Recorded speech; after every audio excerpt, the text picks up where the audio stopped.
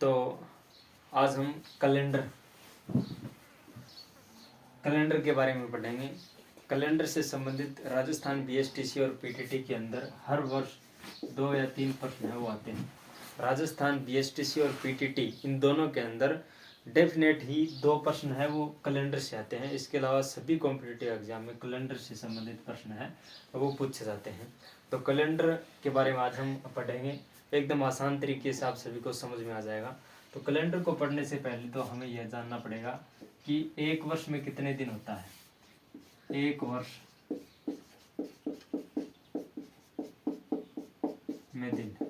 में दिन होते हैं 365 दिन, यानी कि जो पृथ्वी है वो सूर्य के चारों ओर 365 दिन में एक चक्कर लगाती है। एक चक्कर पूरा 365 दिन नहीं होकर यहाँ पर 365 दिन और साथ में 6 घंटे भी होते हैं। 6 घंटे 365 दिन में एक चक्कर है वो पूरा करती है, यानी कि हर 4 साल में 365 दिन और 6 चौक 24 घंटे हो जाते हैं, यानी कि 366 दिन है वो हो जाते हैं। हर 4 वर्ष में एक साल ऐसा आता है जिसमें जो दिन है वो 366 होते हैं। इस 366 दिन को हम लीप वर्ष बोलते हैं, लीप वर्ष। अन्य जैसे सामान्य वर्ष इसमें 365 दिन होते हैं। बाकी 4 साल में हर चौथे साल में 366 दिन हो जाता है, यानी कि फरवरी है वो 29 दिन की हो जाती है। बाकी यहाँ पर जो फरवरी है वो 28 दिन की होती है। इन दिनों में, इन 3 सालों में 365 दिनों वालों में 28 दिन की फरवरी होती है, और जो 366 दिन होता है इसमें फरवरी है वो 29 दिन की होती है, यानी कि लीप वर्ष है। तो ये बात तो थी लीप वर्ष की और अलीप वर्ष यानी कि साधारण वर्ष की। अब बात यह है कि पता कैसे चलेगा कि यह वर्ष है वो लीप वर्ष है, यह अलीप वर्ष है। तो पता करने के लिए जैसे 2023 चल रहा है अभी, तो 2023 यह लीप वर्ष है या अलीप वर्ष, यह पता करने के लिए लास्ट वाले जो 2 अंक है, लास्ट वाले 2 अंकों में 4 का भाग देते हैं। 4 का भाग अगर पूरा चला जाए इसका मतलब तो यह लीप वर्ष होगा, अगर पूरा नहीं जाता है इसका मतलब सामान्य वर्ष। तो 5 बार गया 20 और शेष फल बचा 3, यानी कि शेष फल 3 बचा है, यानी कि है सामान्य वर्ष है। शेष फल अगर 0 बच जाए तो ये कौन सा होगा, तो यह लीप वर्ष होगा। जैसे 2024 है, 2024 तो इसमें भाग है वो पूरा जाता है। 24 में भाग देना है हमें 4 का, कितनी बार गया 6 बार, यानी कि शेष फल वो 0 बचा। इसका मतलब जिसमें शेष फल 0 बचता है वो कौन सा होता है।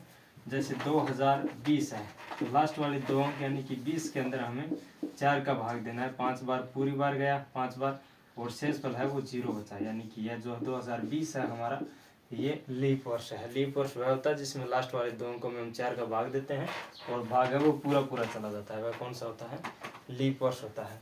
इसके अलावा शताब्दी की, एक शताब्दी में 100 साल होते हैं।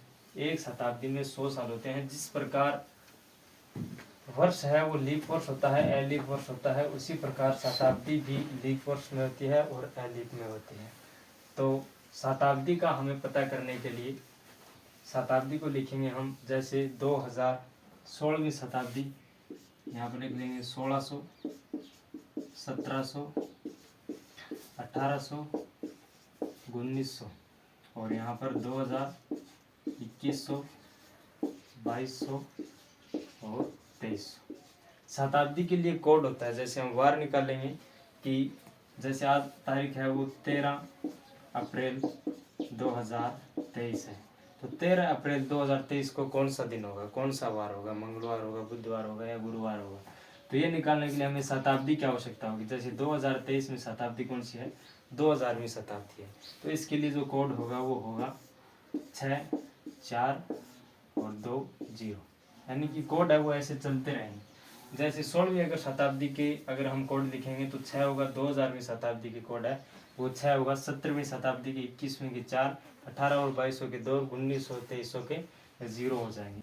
तो जैसे हमें 24वीं शताब्दी का निकालना है तो 2400 का कोड हो जाएगा, यहाँ पर फिर से स्टार्ट हो जाएगा 2, उसके बाद में 4 यानी 2500 का 4 हो जाएगा।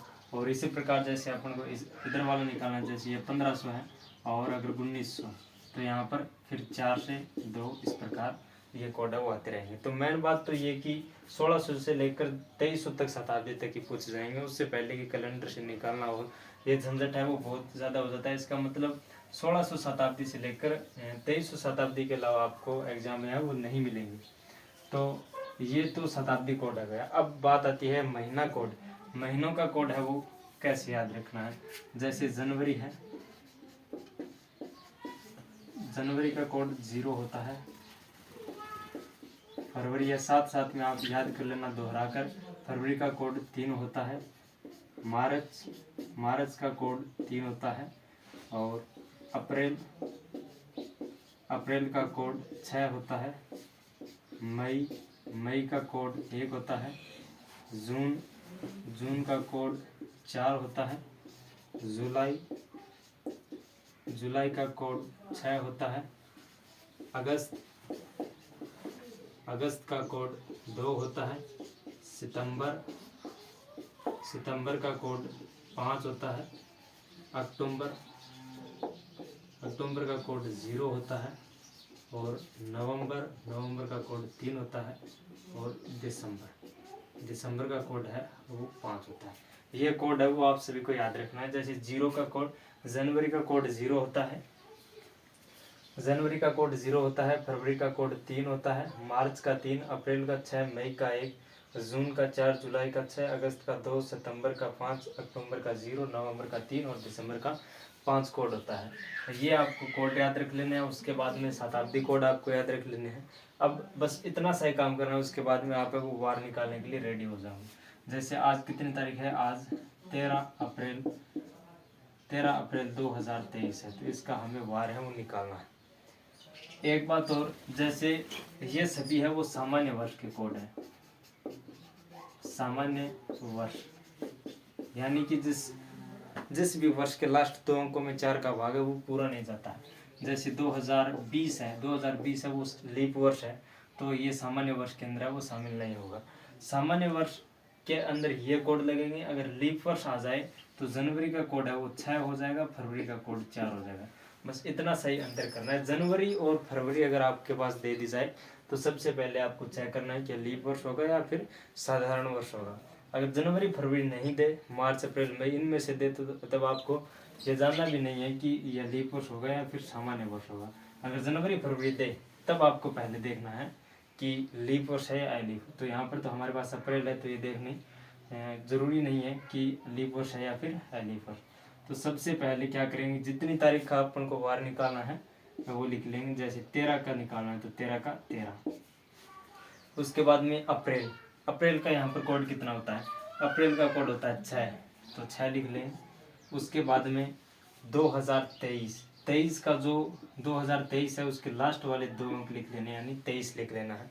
उसके बाद में हमको जो 23 है, इस 23 के अंदर 4 का भाग देना है। 4 का भाग देने पर पूरी बार जितना भाग जाता है वो लिखना है। जैसे 23 के अंदर हम 4 का भाग देंगे, 23 के अंदर 4 का भाग देंगे तो कितनी बार गया, 5 बार गया। कितना बचा, 3 शेष फल है वो बचा। तो 5 बार भाग गया, जितनी बार भाग जाता है वो लिखना है 5। जैसे अपन को 2024 का निकालना होता तो 24 के अंदर हम 4 का भाग देते तो कितनी बार जाता, 6, तो यहाँ पर लिखते 6। जैसे अपन को 21 का निकालना होता 2021 का, तो 21 के अंदर हम 4 का भाग देते तो कितनी बार जाता है, 5 बार, तो 5 लिखते। 19 का निकालना होता तो 4 का भाग देते, 4 बार जाता 16 और शेषफल बचते 4, यानी कि 4 लिखते हैं यहाँ पर 5 की जगह। तो 23 के अंदर हमने भाग दिया 4 का, तो 5 बार भाग है वो पूरा गया, तो 23 प्लस में 5। उसके बाद में अपन को लिखना है शताब्दी कोड। शताब्दी कोड अभी हमने यहाँ पर निकाले थे। शताब्दी कोड निकाले थे 2000 से लेकर 2099 तक कौन सी शताब्दी होगी, 2000वीं शताब्दी होगी, यानी कि ये होगी। तो 2023 के लिए शताब्दी कौन सी होगी, 2000 वाली होगी। तो इसके लिए कोड है वो कितना होगा, 6 लिखा जाएगा। अब इन सभी को जोड़कर 7 का भाग लगा देना, इन सभी को जोड़कर 7 का भाग लगा देना है। अब इसको काटिए। जैसे 13 और 6 कितने हुए, 6 6 12, 12 13 25, 25 5 30, 30 और 23 कितने हुए, 53 हो गए। 53 बटे में 7, 53 के अंदर हमें 7 का भाग देना है। 53 के अंदर 7 का भाग देने पर कितना शेषफल बचा? 53 भाग देना है 7 का, शेषफल कितने बचे?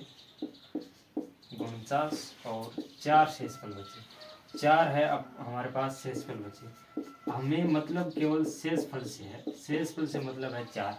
अब बार के प्रत्येक बार का कोड होता है, जैसे सोमवार है, सोमवार, मंगलवार, बुधवार,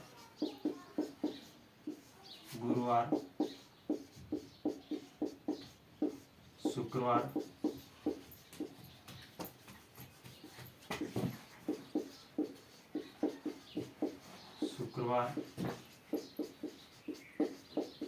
शनिवार, रविवार। प्रत्येक बार का एक एक कोड होता है। जैसे सोमवार का कोड है वो 1 होता है, मंगल का 2 और बुध का 3, गुरुवार का कोड 4 होता है, शुक्रवार का कोड है वो 5 होता है, शनिवार का कोड 6 और रविवार का कोड है वो 0 होता है। सोमवार से स्टार्ट होता है बार, तो सोमवार का 1, मंगल का 2, बुध का 3, गुरुवार का 4 और शुक्रवार का 5, शनिवार का 6 और रविवार का 0। सोमवार से स्टार्ट होता है तो 1 से स्टार्ट है वो कर लेना है। तो अब शेषफल बचा हमारे पास 4। 4 किसका है? 4 है वो गुरुवार का है, यानी कि आज 13 अप्रैल 2023 को कौन सा वार होगा? गुरुवार होगा। ऐसे आप किसी अन्य दिन का निकाल सकते हैं, किसी भी अन्य दिन का निकाल सकते हैं। आप कैलेंडर में है वो मैच कर लेना आपके कैलेंडर में कि इस दिन कौन सा वार है वो होगा। जैसे हमें किसी और वार का निकालना है, जैसे 2 मार्च 2024 को निकालना है, 2 मार्च 2024 को कौन सा वार होगा। तो ये निकालने के लिए सबसे पहले क्या करेंगे, जो तारीख होगी वो लिख देंगे 2 मार्च। मार्च कौन सा महीना? तीसरा महीना यानी मार्च। मार्च का कोड कितना होता है? 3 होता है, 3 प्लस में 2024 है, 24 का 24 लिख देंगे। उसके बाद में 24 के अंदर हमें भाग देना है 4 का। कितनी बार गया? पूरा 6 बार गया, तो यहाँ पर 6 लिख देंगे। उसके बाद में शताब्दी कोड 2024 में कौन सी शताब्दी है? 2024 में 2000 वाली, यानी कि 6 कोड होगा और फिर 7 का भाग लगा देंगे। इन सबको जोड़ेंगे कितना आएगा? 6 6 12, 12 और 24 कितने हुए? 36, 36 और 3 39, 39 और 2 41, यानी कि 41 बट्टे में 7। 41 में 7 का भाग देंगे तो 5 बार, 7 5 35। शेषफल कितने बच्चे? 36, 37, 38, 39, 40, 41, 1 2 3 4 5 6, यानी कि शेषफल कितने बचे? 6 शेषफल बचे। तो 6 में कौन सा वार होता है? 6 में शनिवार होता है, यानी कि 2 मार्च 2024 को कौन सा वार होगा? शनिवार होगा। 2 मार्च 2024 को शनिवार होगा। एक और बार जैसे हम निकालते हैं 15 अगस्त 1947।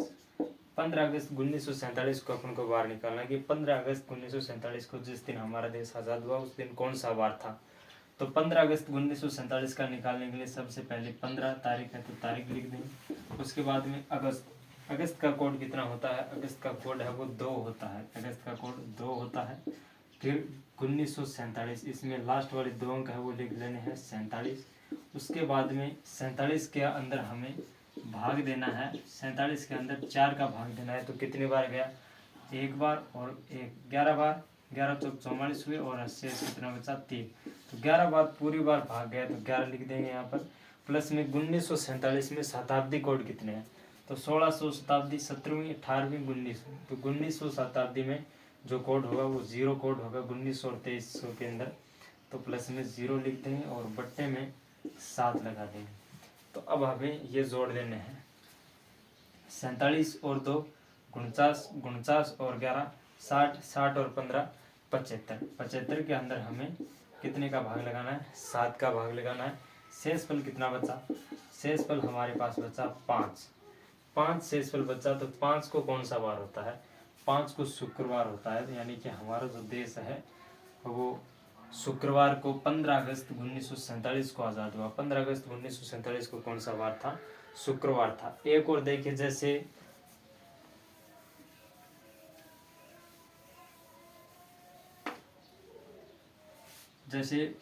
2 जनवरी 2020 को अगर बाहर निकाला, आप मोबाइल के कैलेंडर में जाकर चेक कर सकते हैं। 2 जनवरी 2020 को अगर बाहर निकालना है तो सबसे पहले तो आपको यह चेक करना है कि जनवरी और फरवरी जब आ जाए तो आपको पता करना है कि जो वर्ष है वो लीप वर्ष है या अलीप वर्ष। तो यहाँ पर जनवरी आ गया, और जनवरी आ गया तो हमें चेक करना है 2020। तो 20 में हम 4 का भाग देंगे, यानी कि पूरा बार जाता है, शेषफल 0 बचता है। इसका मतलब 2020 है वो कौन सा बार होगा? लीप वर्ष होगा। 2020 है वो लीप वर्ष होगा, और लीप वर्ष में जनवरी का कोड है वो 6 होता है, और फरवरी का कोड है वो 4 होता है।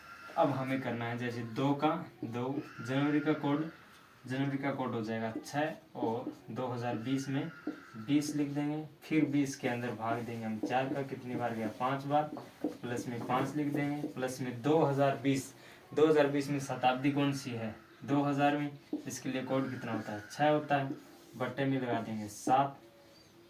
अब इसमें जोड़कर भाग देना है तो कितना आया? 6 2 8, 8 और 5 13, 13 और 6 हुए हमारे पास 19, 19 और 20 कितने हुए? 39, 39 के अंदर हम 7 का भाग देंगे तो कितना आएगा? 7 5 35, 7 5 35, शेष कितने बचे? 4, यानी कि 4 शेषफल बचा। तो 4 के लिए कौन सा वार होता है? गुरुवार ही होता है, यानी कि बृहस्पतिवार होता है। तो 2 जनवरी 2020 को कौन सा वार था? गुरुवार था। तो दोस्तों उम्मीद करता हूँ कि आपको ये वीडियो अच्छा लगा होगा। कैलेंडर है वो आपको एकदम आसान तरीके से समझ में आया होगा। मेन चीज़ इसमें यही है, केवल जो 12 महीने होते हैं जनवरी से लेकर दिसंबर तक के इसके कोड है वो आपको याद रखने होंगे, और ये है वो आपको एकदम आसानी से अभी याद हो गए होंगे। जैसे आपको 16 से स्टार्ट करना है, इसे याद रख देना है, 1600, 1700, 1800, 1900, और उसके बाद में नीचे वाली लाइन में 2000 से लेकर 2100, 2200, 2300, 2400, 6 4 2 0 घटते क्रम में। तो आपको ये समझ में आया होगा। अगर वीडियो अच्छा लगा तो लाइक करना, चैनल को सब्सक्राइब करना। Thank you.